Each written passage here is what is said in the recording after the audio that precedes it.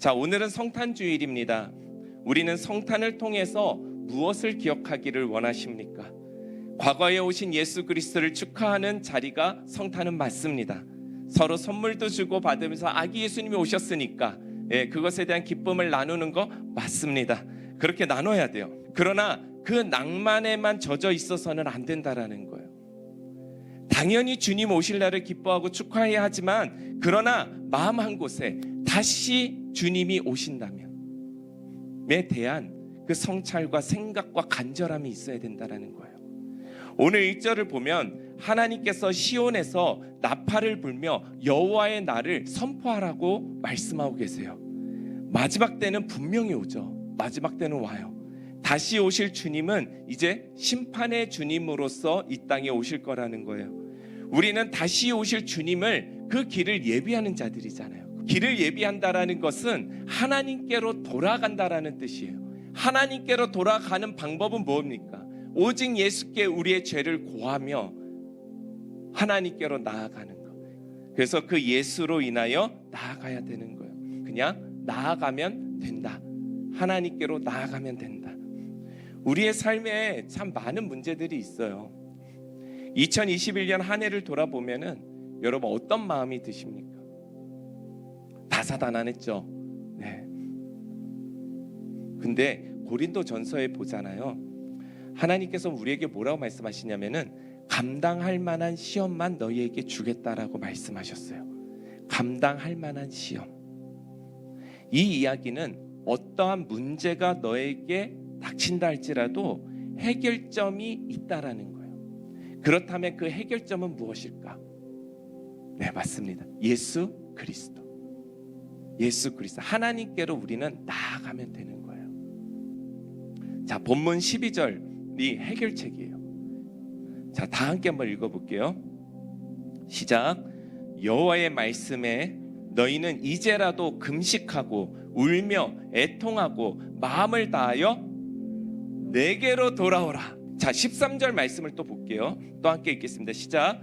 너희는 옷을 찢지 말고 마음을 찢고 너희 하나님 여호와께로 돌아올지어다. 그는 은혜로우시며 자비로우시며 노하기를 더디하시며 인애가 크시사 뜻을 돌이켜 재앙을 내리지 아니하시나니 이제라도 금식하며 울며 애통하고 마음을 다하여 하나님께로 돌아가는 자에게 평생에 하나님께서 돌보시는 은혜를 주시겠다라는 거예요. 이 얼마나 큰 은혜입니까? 기도하다가 안 이루어진다고 다른 곳에서 해결책을 찾지 않으시기를 부탁드립니다.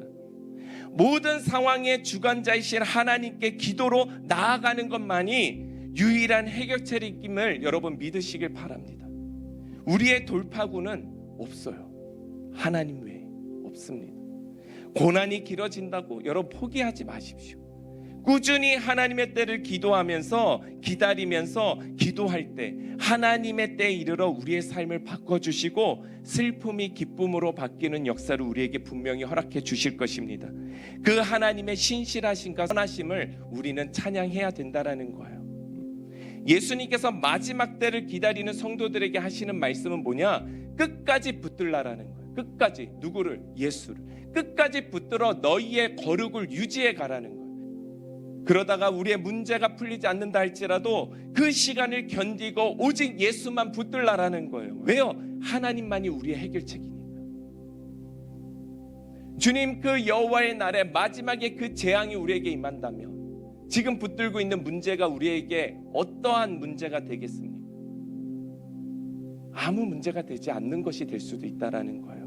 오히려 그 문제를 붙들느냐고 하나님을 못 붙들어서 우리가 구원의 열차에 타지 못하는 일이 벌어지면 안 된다라는 거예요.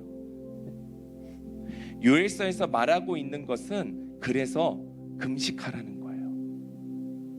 12절을 한번 다 보세요. 12절에 뭐라고 나와 있는가 한번 보세요. 너희는 이제라도 금식하고 울며 애통하고 마음을 다하여 내게로 돌아오라. 또 15절도 한번 보세요. 너희는 시온에서 나팔을 불어 거룩한 금식일을 정하고 성회를 소집하라. 금식일을 정하고 성회를 소집하라고 말씀하세요.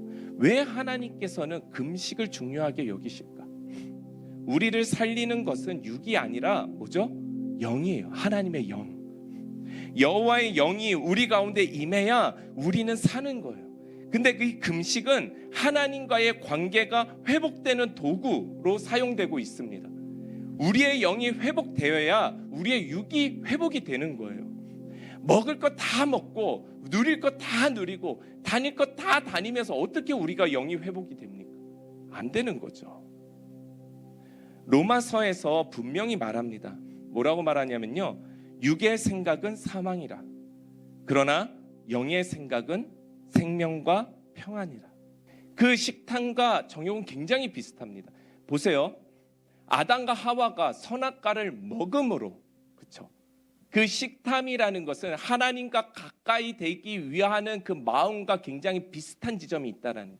우리가 부를 축적한다라는 건요, 언제든지 세련되고 맛있는 음식을 마음껏 먹을 수 있는 그것이 부의 상징이잖아요.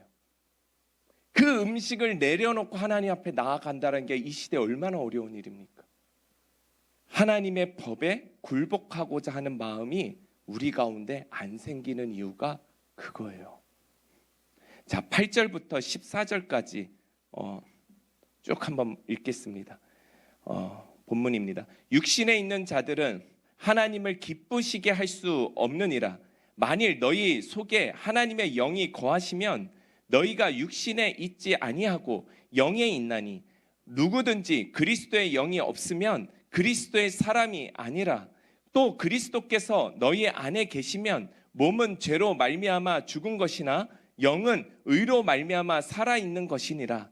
예수를 죽은 자 가운데서 살리신 이의 영이 너희 안에 거하시면 그리스도 예수를 죽은 자 가운데서 살리신 이가 너희 안에 거하시는 그의 영으로 말미암아 너희의 죽을 몸도 살리시니라. 아멘.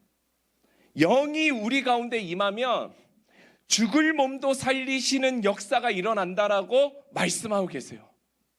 사랑하는 여러분, 우리의 돌파구는 오직 하나님이시다, 그 마음으로 우리의 마음을 찢고 육의 정욕을 따라 근심하는 것이 아니라 작정 기도도 하시고 금식 기도도 하셔서 마음으로 시간과 음식을 하나님께 다 드리고 나아갈 때 영이 살아야 우리의 육도 소망이 있는 거예요. 영이 회복되어야 하나님께 온전히 나아가는 삶을 살 수 있는 거예요. 성탄주의를 맞이해서 우리가 하나님께 나아가야 할 이유에 대해서 우리가 지금 나누었어요. 성탄의 축복이 여러분의 삶 가운데 가득하기를 주님의 이름으로 축복합니다.